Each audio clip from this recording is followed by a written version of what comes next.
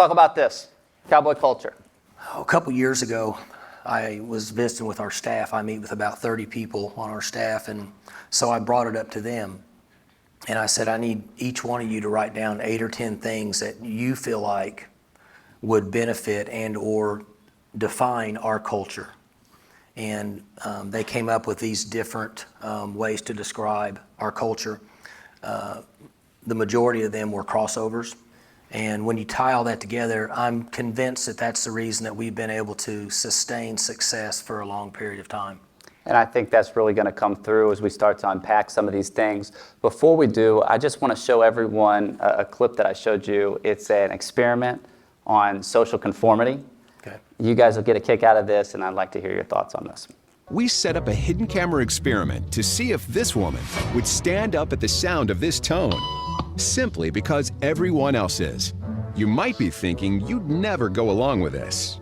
Or would you?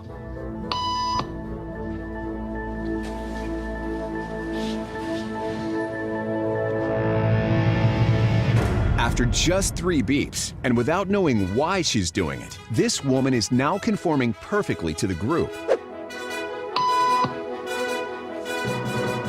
But what happens if we take the group away? Elaine, please.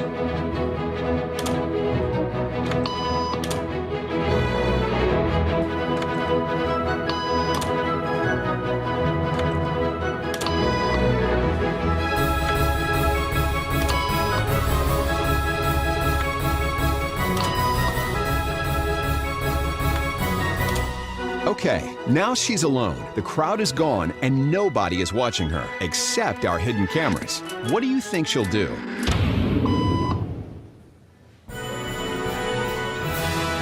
She's now conforming to the rules of the group without them even being there.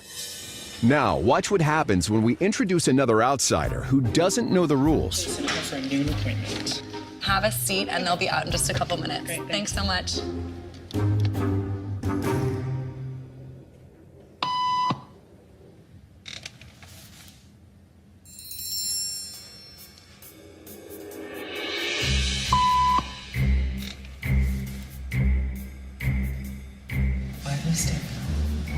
Everybody was doing it, so I thought I was supposed to. Think she'll teach the new guy what to do?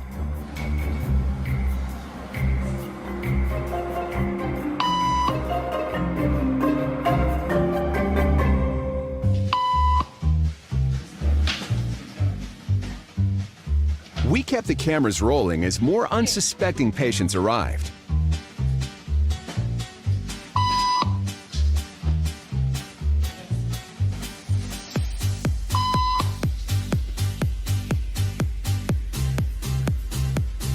And slowly but surely, what began as a random rule for this woman has now become the social norm for everyone in this waiting room. Here to explain what's going on in their brains is Jonah Berger of the University of Pennsylvania. This sort of internalized form of herd behavior is part of what we call social learning. Starting at a very early age, when we see members of our group perform a task, our brains literally reward us for following in their footsteps. When I saw everybody stand up, I felt like I needed to join them. Otherwise, I'm like excluded. Once I decided to go with it, then I felt much more comfortable. Conformity is how we become socialized, but it can also cause us to develop bad habits or repeat past wrongs. And it's why even this rebel, who wasn't standing for any of this nonsense, eventually joined the ranks.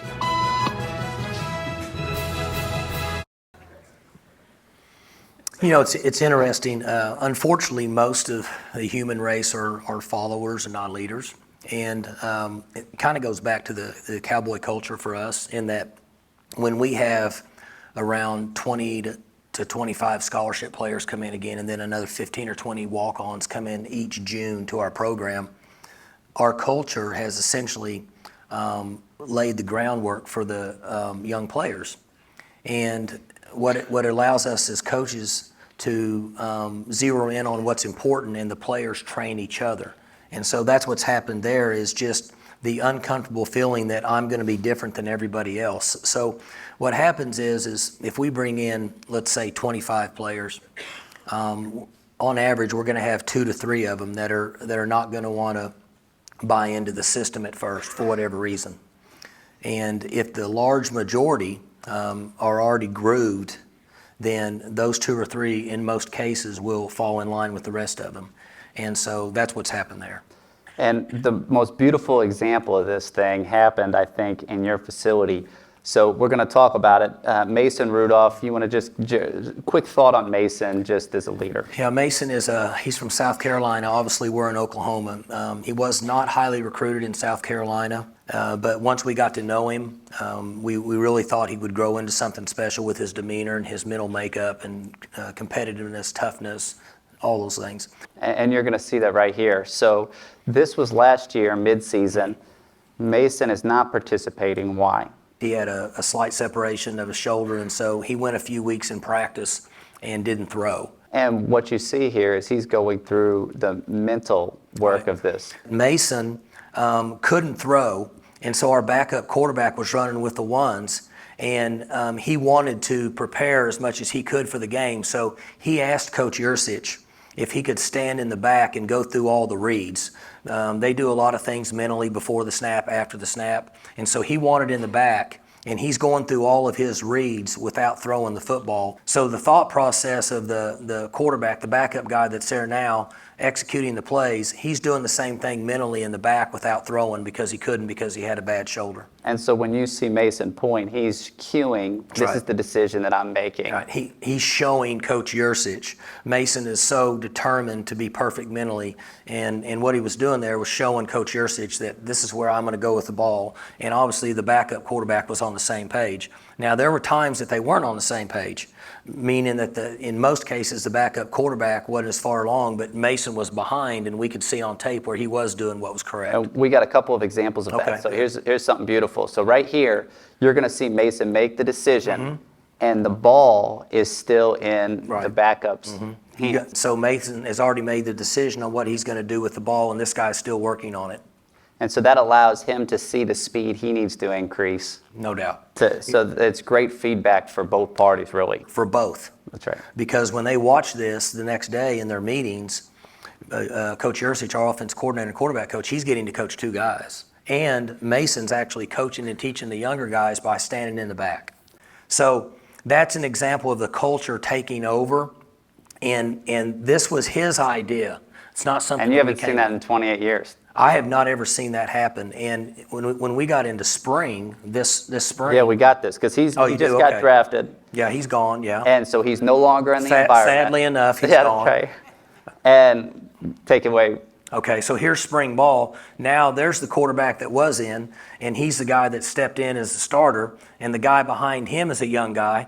So I had noticed that when they were in this period this spring that he went out there and started doing it. It was cool to see him doing the same thing that Mason had done. And it just shows that the cycle perpetuates. It keeps turning.